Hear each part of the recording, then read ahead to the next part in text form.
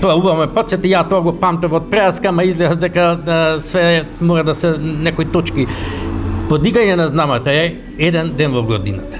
Тоа е чест за нас. И тоа што ни го даде ние, ромите немаат лоша душа.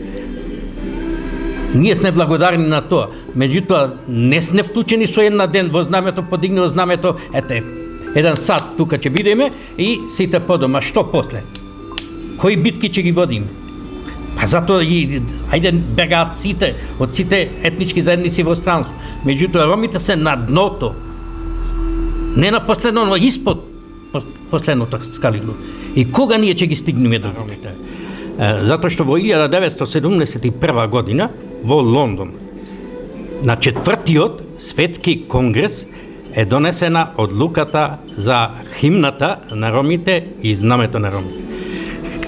Меѓу сите тие дискусии што се отвора химна, одлучиле химната на ромите да биде джелем-джелем, што значи движење, патување, скитање, така нешто да објаснам, и знамето да биде двобојка, како што е сега, плаво и зелено, со колце, дрвено колце, што има 24 крака, што значи движење на тие колите, миграција од место на место, од држава на држава, како што ги бркале во секој населено место и тие немале на едно место да се стационираат. Значи, таа најглавна миграција од Пенџаб, од Индија, низ целиот свет и се вртат во круг, све додека не се стационираат негде. Денот 8 април во Кичево претежно се обележуваше со прослави, музички прослави, со подигање на знамето во самата општина. А пошто сега нема таков некој музички хепенги, некој прослава поради несреќата што се случи во Кочани, кој го изгубија многу животите, и одлучија да тоа имат во одредени места само трибина, кој и овде ќе имат некоја трибина, ама не на овај ден. И сега не знам кој замина долу во општина, тоа е подигање на знамето само. Иначе други прослави, бар за овие случаи што се десија нема. Во една општина да нема ни еден дом. Ни еден дом. Значи, ако велиме општина, онда е тоа градска куќа. Дом на граѓаните на Кичево, каде што одат и барат тие потребните работи. Од други повисоки функции нема. Сем комуналет, каде ги имат поголем број за одржување на градските улици. Имаше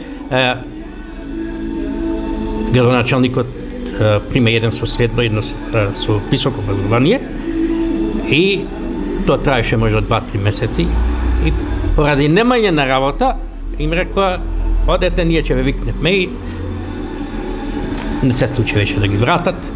Значи, во сите тие вработени, само за нашите немаше работа, за сите другите имаше работа. Кој до сега? Например, ние сте представници на тие ромски партии, невладени организации, што сме вклучени во тој живот, политички, културни, невладени, да не разберат. Значи, сакаме да учествуваме равноправно, дали е политички, дали е граѓански, во ова наша заедничка држава во кој сите заедници живееме. Со свој труд не бараме милост, него да не прифатат. Со сите услови, ако бараат со високо образование, сега имам. Порано тоа го немаше и беше оправдание, немате стручен кадар, немате образовен кадар, сите со осмо. Сега да не зборуваме за средно образование, затоа што е и задолжително. Да. Значи, немат 8, веќе 9 одделенија, мора да имат средно образование, меѓутоа, со молба до сите политички партии, која како ќе дојдат да не прифатат, ама не да не прифатат само за гласање, после не може ни на телефон, контакт телефон, не, го имаме, после не се достапни. Сакаме да учествуваме со свој труд, значи не бараме милост, не бараме социјална, сами работиме, сами ќе застанеме на стартна основа и ќе се надпрваме. Ако имат повеќе знање, нека ме фрлите.